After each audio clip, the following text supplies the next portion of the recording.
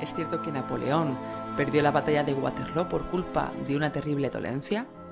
¿Qué anécdotas hay tras la vida de Ramsés II? ¿Qué relevancia tuvo la guía Michelin en la Segunda Guerra Mundial?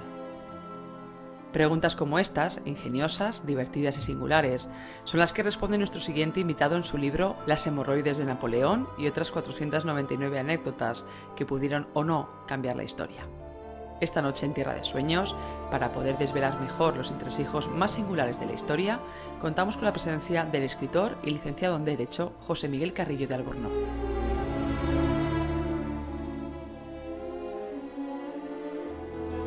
Geniales e insólitas, el título ya lo dice todo, ¿verdad? Ahora enseguida le pondremos sobreimpresionada en pantalla la portada de este fantástico libro de José Miguel Carrillo. Ahí lo tienen todos ustedes, ahí tienen ustedes el título que se atreverá más a comunicarles nuestro invitado, nuestro autor, que un servidor. José Miguel Carrillo, muy buenas noches. Carrillo de Albornoz. Carrillo de Albornoz, es verdad que es compuesto, es verdad. Sí. Bienvenido, José Miguel. ¿Qué tal? ¿Cómo estás? Encantado de saludarte. Igual.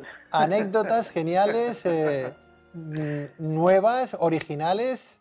El título del libro es sugerente.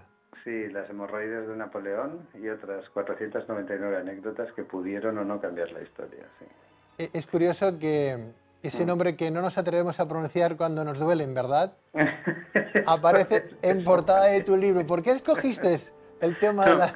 La verdad es que no lo escogí yo, es un título que se lo debo al editor. Francamente me lo sugirió él.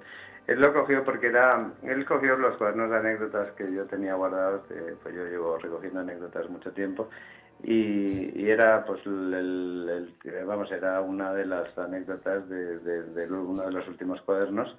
Pues el año pasado yo publiqué El Muera Napoleón y curiosamente cuando investigaba pues me di cuenta que Napoleón tenía un problema hemorroidal terrible, digestivos, pero hemorroidales muy grandes. Y probablemente además le costó el perder la batalla de Waterloo, en parte porque él no se pudo subir al caballo cuando tenía pensado, tuvo un severo ataque de hemorroides muy pronto en la mañana y pues tuvo el imperial trasero en remojo una temporadita, una horita y media o dos. Como llovía mucho, la caballería se embarró, los ingleses tomaron la colina de Waterloo, los prusianos se colocaron en posición y cuando los franceses estaban preparados para la batalla realmente pues se fueron a perderla. Es curioso, José Miguel, es difícil entender a veces que estas verdades, entre comillas, ¿verdad? Porque yo entiendo que ¿quién escribe estas verdades? Que en un momento dado un autor como tú, de tu talla, ¿no? Que además eres licenciado en Derecho, puedes coger en un momento determinado, porque claro, que Bonaparte no pudiera subirse a un caballo, pues podría ser, ¿no? Pero lo podían haber llevado. Él no iba a luchar también, él lo veía desde la colina. Bueno, ¿no? pero de todas maneras, ¿sabes una cosa? Que normalmente la historia a veces se escribe con cosas muy pequeñas, ¿no? Ajá. Yo creo que con este libro mi idea ha sido un poco desmitificar algunos grandes personajes y digamos que las fragilidades humanas pues a veces han sido parte muy importante de la historia y luego también cosas casuales, ¿no? Porque el libro está lleno de anécdotas de todo tipo que de alguna manera pues nos dan como una visión diferente de algunos grandes personajes. Yo he recogido varias curiosas, ¿no? El hecho de que, por ejemplo, pues a John Kennedy lo pudo haber matado un cartero que de hecho fue a por él y pudo haberle matado fue con un coche lleno de explosivos y no lo detonó pues porque salía de misa con su mujer y los niños. Y entonces, como le vieron el servicio de seguridad estar cerca varias veces un coche viejo, pues lo detuvieron y vieron que en efecto podía haberlo matado. O sea que a veces las casualidades, entre comillas, pues determinan actos históricos importantes, ¿no? Y determinan la historia misma, ¿no? Porque si a John Kennedy lo hubiesen matado 4 años antes de prácticamente cuando lo acaban de elegir presidente, pues la historia probablemente habría dado un vuelco en muchas cosas. Dentro de estas 499, José Miguel, anécdotas increíbles en ese proceso histórico, ¿con cuál te quedas? ¿La más chocante para ti cuál sería? Hombre, chocante no, lo que pasa es que yo he ido recogiendo, quizás la que me hizo empezar a recoger anécdotas es la que aparece la segunda en el libro, que es la batalla de Kadesh, ¿no? Que el famoso Ramsés II, que todos hemos considerado siempre que era el gran rey y tal, pues en realidad es un gran mentiroso, ¿no? Porque la famosa batalla de Kadesh que él puso como su gran victoria, en realidad es una derrota absoluta, en la cual supuso el final del Imperio egipcio y de la expansión por el Oriente Medio. Casi lo capturan y él lo vendió como si realmente sus caballos le ayudaron y no sé cuánto. En efecto que le ayudaron, no cayó prisionero gracias a sus caballos. De hecho, prácticamente les dio unas tumbas reales a sus 4 caballos. Pero curiosamente la historia también pone a la gente en su sitio, porque después de varios miles de años, prácticamente a mediados del siglo pasado, los ingleses descubrieron la Biblioteca Real de los hititas, donde se narraba esa misma batalla, pero de la manera real, es decir, la pérdida que supuso para los egipcios, los tributos que pagó Ramsés desde entonces y la pérdida pues real de peso, que era algo que extrañaba mucho a los historiadores. Es decir, que raro la batalla de Kadesh y tal, y luego ya es prácticamente una decadencia, y Ramsés se dedicó a usurpar monumentos y a mentir donde pudo. O sea, todos los mejores monumentos de la historia los usurpaba y les ponía de la historia de su propio país, le quitaba el cartucho de otros faraones y ponía el suyo propio. Es tremendo.